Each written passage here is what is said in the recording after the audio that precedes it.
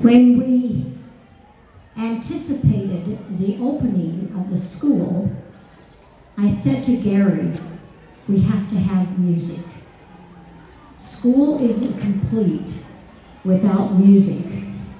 So I went down the road to the International American School, and I hired their music teacher away from that school to come here. And he and I went to Guayaquil to buy instruments. We bought keyboards, guitars, all the kinds of things that the children can learn. And it was really fun to watch them respond. When my mother came down, she brought her accordion. And so we went into the class and we taught them songs while my mother played the accordion and yodeled for them. So I have grand memories of the beginning of music here at the Academy.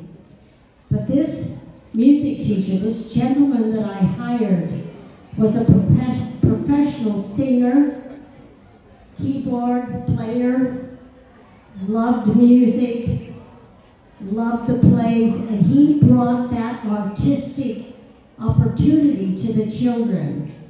And I have many wonderful performances by these children. What you saw today is what we envisioned for these students, what we envisioned.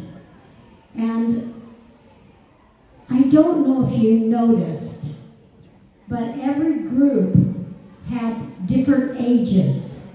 It wasn't one age here, the next age here, the next age here, the next age there. They were all mixed in.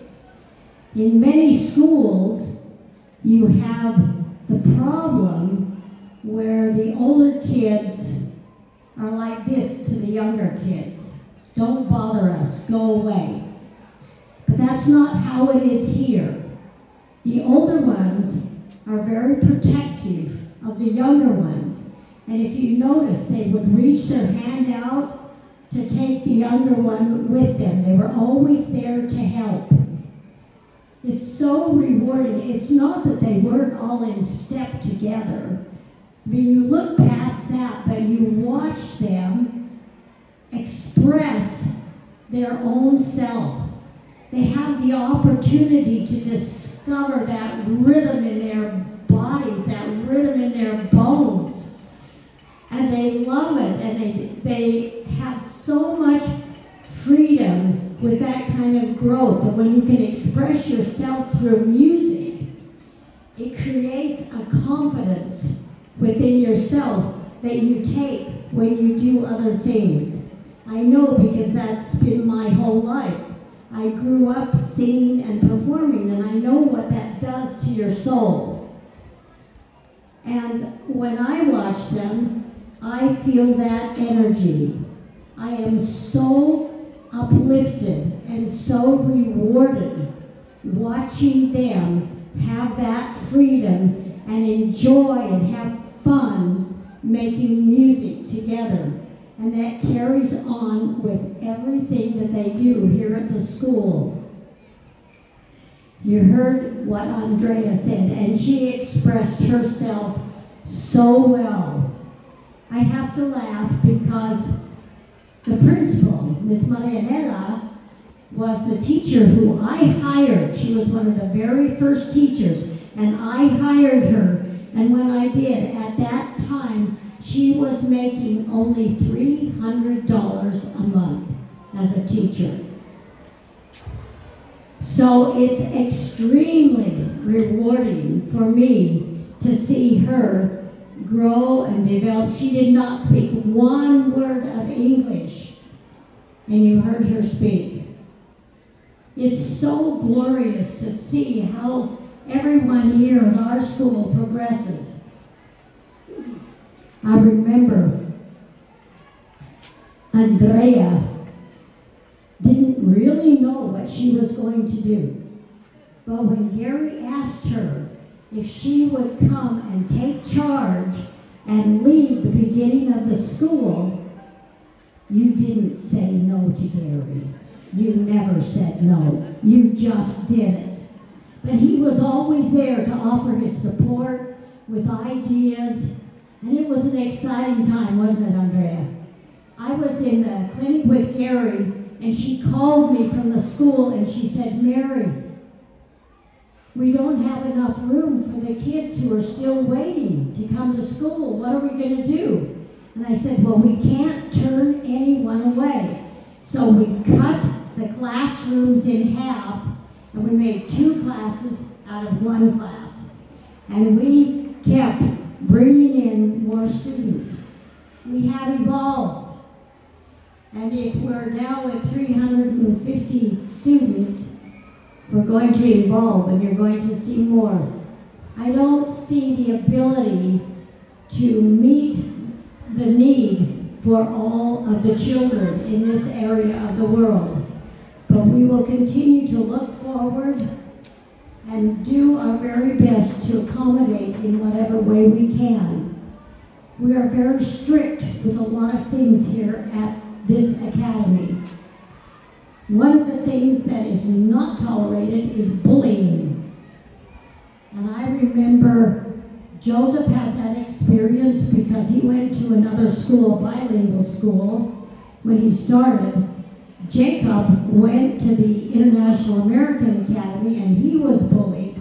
And I didn't know that until the last day of school when we walked out the gate to the car, and they said they never wanted to come back to that school. And I said, why?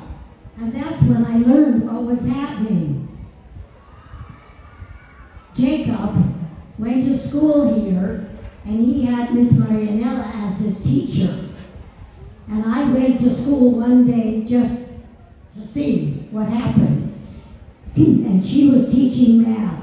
And he went to the blackboard, and in Spanish, he's describing the method for the math that they were learning. And I just sat back there and went, oh my goodness, wow. So I've grown up with the kids, grown up with the school, grown as the school has evolved. We are strict about food. Number 1, no sugar. No sugar in this school. No fried food. I don't know how they do about salt. There was no white salt, no white flour, but things are a little bit different here. I think the food's a lot better here. But they eat wonderful, nutritious meals. Now, when you're walking around and you go over to that side, if you were to come out the front of the main building and go to your right, you can see the cacao trees and the whole big arena that's been built, and where they have all the chickens and all the projects that they're doing. I would walk out that door with Gary, and we would stand there and look at the cacao trees, and Gary said, quote unquote, I am going to buy that land one day. And I just, no, Gary, I ain't going to do that. But we did it. And then we had the great opportunity to buy all of this land on this side. Gary said, I'm going to build a university. And we went, Gary, they have so many wonderful universities here and technical colleges and everything. You know, why would you do that? Well, for those of you who didn't know Gary, but you hear the stories, his vision was so big. It was so immense. He never saw anything in a little way. And what we have here is a perfect example of how he never saw it in a little way. But last night I was talking with Andrea, and she's telling me about a fabulous program that they're going to start with that's going to enable us to bring a technical college here to our school. So it's the beginning. Great, wonderful things are happening here. As Gary always said, the children are the future leaders.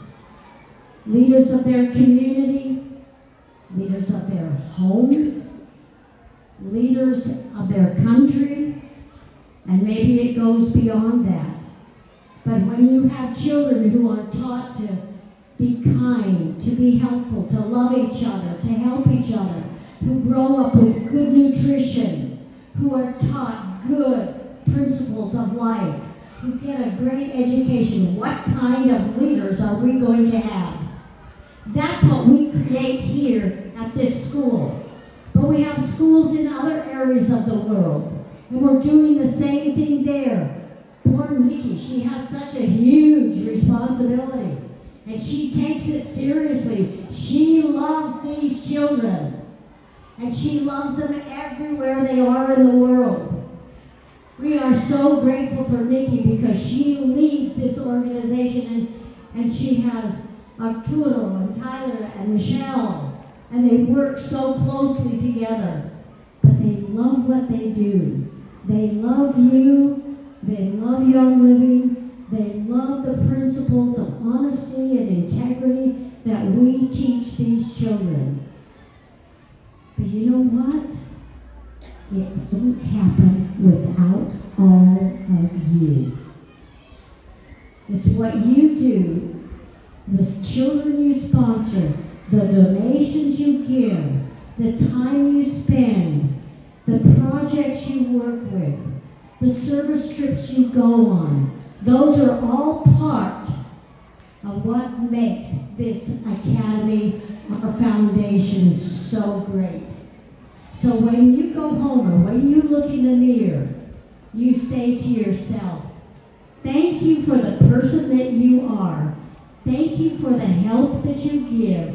Thank you for the support that you bring to our children, to the academy, to Young Living, and all that you do. I love you. I don't have words enough to express how much I appreciate what you do, but I guarantee you, Gary's looking down on us, and he has big tears of gratitude in his eyes. And as he always said, big leaky eye syndrome. And many people have that. It's a funny statement that many people make. But when it warms your heart to know that you have enriched the life of just one other person, it stays with you and it makes you a better person. So I give my thanks and gratitude to all of you, and we're going to have a fun rest of the day.